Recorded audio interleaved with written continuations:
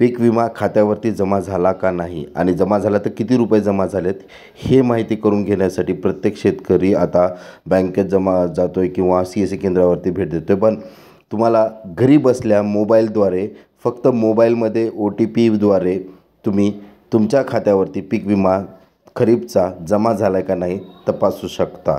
माहिती अत्यंत महत्त्वाची आहे। अवघ्या 1 मिनिटात तुम्ही घरी बसल्या तपासू शकता। व्हिडिओ सुरू करण्यापूर्वी जर तुम्ही चॅनलवर प्रथम आला असाल तर या चॅनलला सबस्क्राईब करायला विसरू नका, जेणेकरून शेतीशी निगडीत सर्व माहिती तुम्हाला एकत्र उपलब्ध होईल। चला तर मग माहितीला सुरुवात करूया। सर्वप्रथम तुम्हाला गुगलवरती येऊन PMBFY म्हणजे प्रधानमंत्री फसल बिमा हे नाव टाकायचं आहे। पहिलीच वेबसाईट ओपन होईल प्रधानमंत्री फसल बिमा योजनेची। त्या वेबसाईटला ओपन केल्यानंतर ह्या प्रकारचा इंटरफेस येणार आहे। खालच्या साईडला फार्मर कॉर्नर जे पहिल्यांदा आहे त्याच्यावर क्लिक करायचं आहे। लॉग इन टू फार्मरमध्ये तुम्हाला तुमचा मोबाईल नंबर जो कुणी पीक विमा भरताना नंबर दिला होता कुठला तो नंबर तुम्हाला या ठिकाणी दर्ज करायचा आहे। नंबर टाकल्यानंतर तुम्हाला त्या नंबरवरती एक SMS येणार आहे। त्यानंतर तुम्हाला एक कॅप्चा जो काही खाली कॅप्चा दिसणार आहे तो कॅप्चा टाकायचा आहे।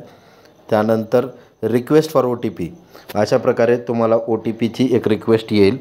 मग ती जी काही OTP आला आहे तो तुम्हाला इथं दर्ज करायचा आहे। आलेला OTP दर्ज केल्यानंतर तुम्हाला शेतकऱ्याचं नाव कळेल।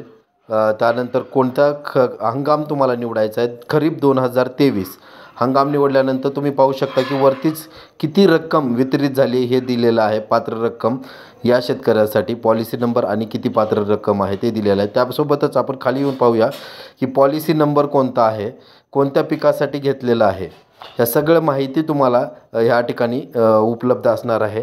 तुम्ही जर वेगवेगळ्या गटासाठी वेगवेगळ्या पिकासाठी भरला असेल तर वेगवेगळी माहिती येईल। एका पिकासाठी भरलेलं आहे त्यामुळं एकच माहिती या ठिकाणी येणार आहे।